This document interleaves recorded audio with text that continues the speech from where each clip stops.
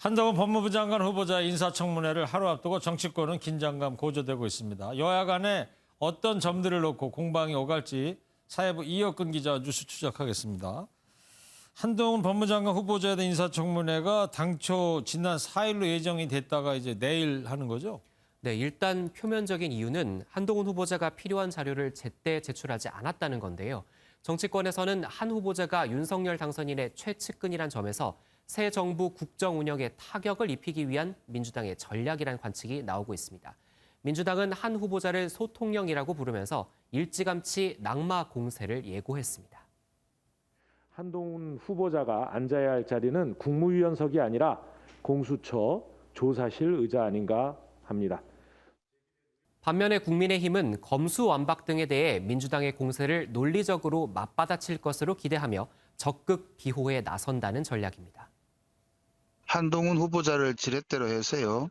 한덕수 총리 후보자를 인질로 삼아 윤석열 정부의 출범을 막겠다는, 해박 놓겠다는. 내일 청문회에서는 역시 검수완박과 관련된 공방이 치열하게 펼쳐지겠죠? 네, 맞습니다. 한 후보자는 검수완박법에 대해서 입법 과정에 대해 야반 도주라는 표현까지 써가며 강경하게 비판한 바 있습니다. 지난 5년간 무슨 일이 있었길래 이렇게 명분 없는 야반 도주까지 벌여야 되는지 국민들께서 많이 궁금해하실 거라고 생각합니다. 한 후보자는 검수완박이 되면 국가 범죄 대응 역량이 현저히 약화되어 범죄자들이 죄를 짓고도 처벌받지 않게 된다면서 그 피해는 국민이 보게 된다는 입장을 밝혔습니다. 민주당은 검찰 권력이 남용된 사례를 거론하면서 한 후보자의 논리를 반박할 것으로 예상됩니다. 국민의힘은 수사가 미진하다는 평가가 나오는 대형 사건인 대장동이나 성남FC 의혹 등에 대한 상설특검 의견을 물어볼 가능성이 큽니다. 법무부 장관은 상설특검이 수사할 사건을 결정할 수 있기 때문입니다.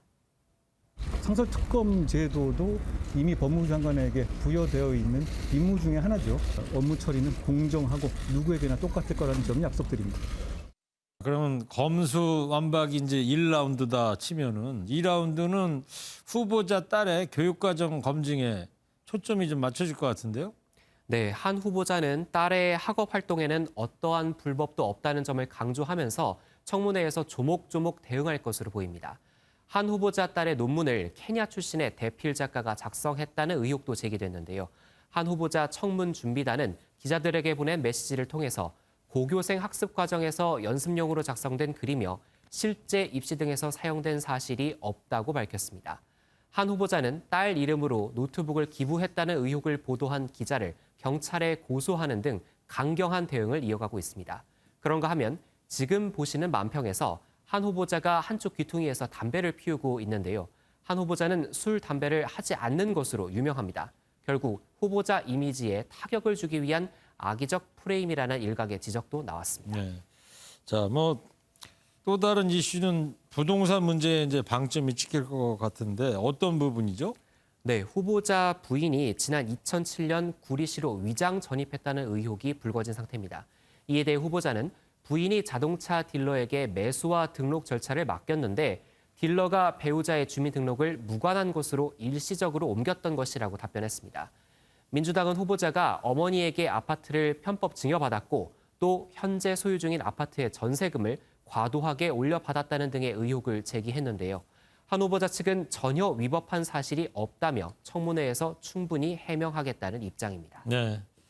자, 한 후보자에 대한 청문회는 새 정부 출범 딱 하루 전에 이제 열리는 거예요. 예. 민주당에서 이제 반드시 낙마시켜야 한다고 주장하고 있는 만큼 내일이 청문회 전국의 하이라이트가 될 것 같습니다. 예. 이혁근 기자였습니다.